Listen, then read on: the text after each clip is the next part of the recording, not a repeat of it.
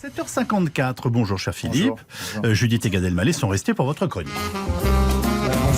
Bonjour et bienvenue dans cette émission littéraire. Ce matin, je reçois l'écrivaine Judith Elmaleh qui nous fait l'amitié de nous présenter son grand frère. Oui. Bonjour monsieur. Bonjour. Je crois Judith que c'est tout simplement votre plus grand livre. Mais assez parlé du livre, Yves, parlons plutôt de moi.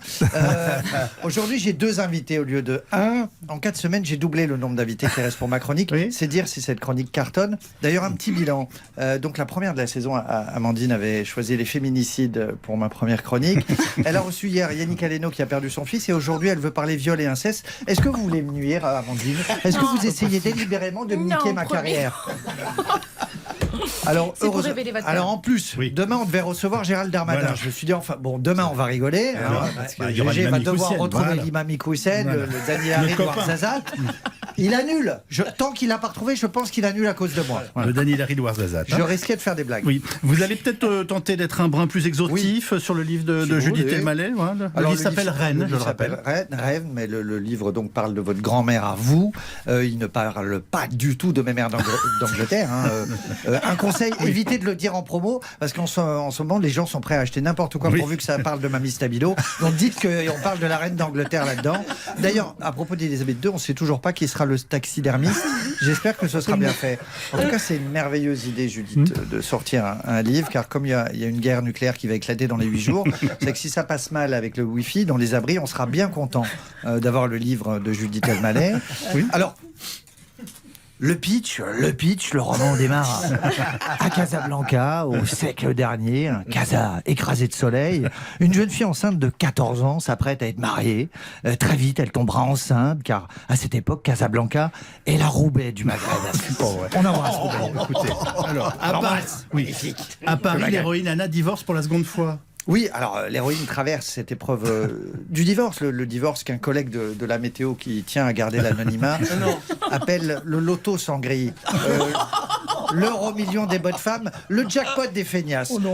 Ce collègue en a gros sur la patate. Judith, votre livre c'est beau parce que votre livre m'a donné envie d'appeler ma grand-mère, ce que j'ai fait hier soir. Alors ça répondait pas, donc j'ai rappelé souvent les papis mamies. Donc j'ai appelé mon père qui m'a tout de suite rassuré, qui m'a dit mamie est morte en 2002. On n'est pas obligé de les appeler tous les jours non plus. Excusez-moi. C'est Jean-Marc Dumontet, je suis obligé de prendre. Oui, Jean-Marc, oui. Oui, mais je suis en clientèle, là.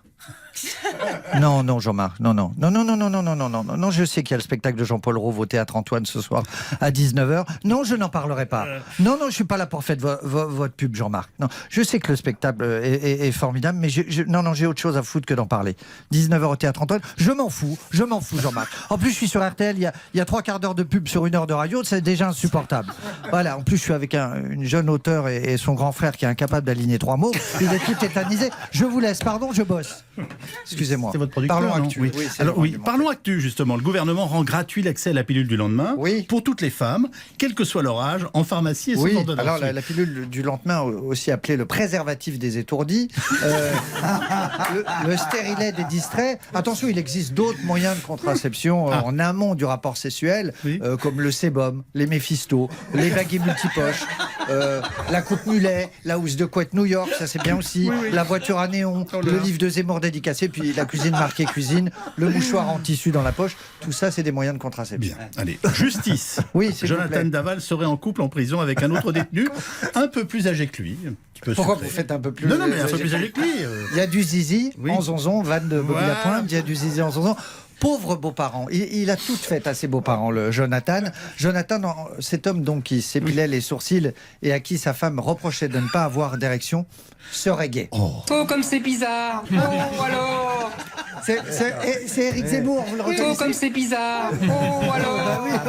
C'est bizarre. Alors attention quand même aux clichés. Parfois, un homme avec des t-shirts moulants qui met des petits colliers, qui a des tatouages et des bracelets, il est peut-être pas forcément gay, il est peut-être juste du Sud et il a mauvais goût. Donc Alors, ne confondons pas. On a le temps pour faire un ce mini serait bien, on a mouru, pas juste... mouru, Oui, parce que nous allons jouer à ce jeu que les Albanais nous envient.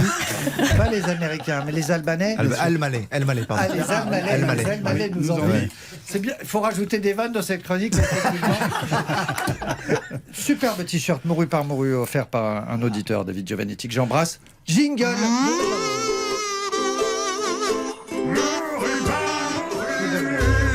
Je vous donne la règle, bien sûr, je vous donne un nom de célébrité, vous me dites s'il est mouru ou pas mouru. Vous jouez pour une tasse en céramique à double anse représentant les oreilles de Charles. C'est un très bel objet. Tout de suite, on démarre. Hubert Reeves. Il n'est pas mouru. Il n'est pas mouru.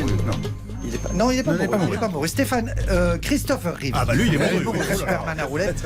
Le musicien Vangelis. Mouru. La carrière de Vangelis. Alors, mouru aussi. Desmond Tutu. Bah mouru. Ah, mouru. Mabrouk de 30 millions d'amis. Tutu aussi. Mouru. Attention, c'est pas facile. Just Jackin. Mouru récemment. Réalisateur.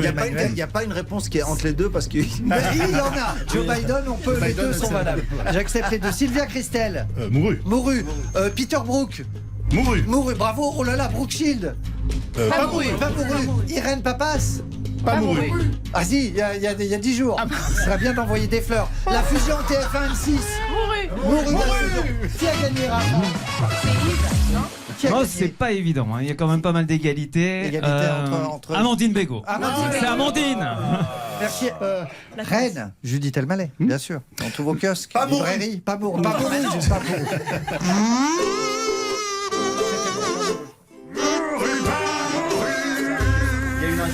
Dans ce métier. On verra là. Parce que moi, si je fais une de ces vannes, écoutez-moi bien.